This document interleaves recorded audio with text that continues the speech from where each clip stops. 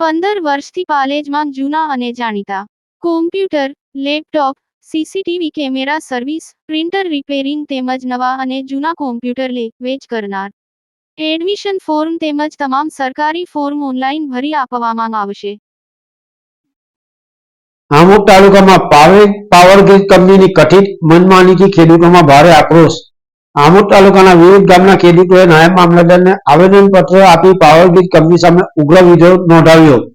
ખેડૂતોની સંમતિ લીધા વગર તેમની માલિકીની જમીનમાં આડેધડ ખોદકામ કરી ટાવર ઉભા કરવાની કામગીરી શરૂ કરવામાં આવતા ખેડૂતો રોષે ભરાયા હતા.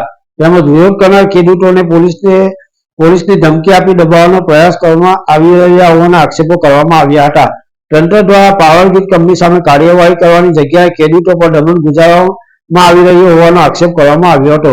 પોલીસ બંદોબસ્ત સાથે ખુલ્લી દાદાગીરી સાથે ખેડૂતોની જમીનમાં હાઈ ટેન્શન ટાવરો ઉભા કરવામાં આવી રહ્યા હોવાનું ખેડૂતોએ જણાવ્યું હતું. અત્રે ઉલ્લેખનીય છે કે ખેડૂતો અગાઉ સ્થાનિક ધારાસભ્ય ડીકે સ્વામી તથા ગુજરાત સરકારના ઉર્જા મંત્રી ઋષિકેશ પટેલને રૂબરૂ મળી રજૂઆત કરી હતી. ત્યારે તેઓએ ખાતરી આપી હતી કે ખેડૂતોને વળતર મળ્યા બાદ જ કામગીરી હાથ ધરવામાં આવશે, પરંતુ કોઈપણ જાતની ચર્ચા કે વળતર ચૂકવ્યા વગર જ પાવર ગ્રીડ કંપની તરફથી કામગીરી શરૂ કરવામાં આવતા ખેડૂતોમાં ભારે રોષ જોવા મળ્યો હતો. જેથી ખેડૂતોએ નાયબ મામલતદારને આવેદનપત્ર આપી તંત્રને સ્પષ્ટ ચેતવણી આપી હતી કે પાવર ગ્રીડ કંપની કામ બંધ નહીં કરે તો રસ્તા રોકો આંદોલન કરવામાં આવશે અને કોઈ અશાંતિ ફેલાશે તો તંત્રની જવાબદારી રહેશે. ત્યારે આવનારા દિવસોમાં ખેડૂતોનું આંદોલન વધુ વ્યાપક બને તેમ જણાઈ રહ્યું છે. પાલેજ ટાઈમ્સ, ભરૂચ. આજરોજ આમોદ તાલુકાના વિવિધ ગામોના ખેડૂતો મામલતદાર ઓફિસે ભેગા થઈ પાવર ગ્રીડ કોર્પોરેશન દ્વારા ખેતરોમાં ખેડૂતોની પરમિશન વિના આડેધડ કામગીરી પોલીસની ધમકી આપીને હાથ ધરવામાં આવી રહી છે. એનો જોરદાર વિરોધ કરવામાં આવી રહ્યો છે. ખેડૂતોએ આ અંગે અગાઉ ધારાસભ્ય શ્રી ડીકે સ્વામી તેમજ ઉર્જા મંત્રી ઋષિકેશભાઈ પટેલને રૂબરૂ ગાંધીનગર મળી રજૂઆત કરી હતી.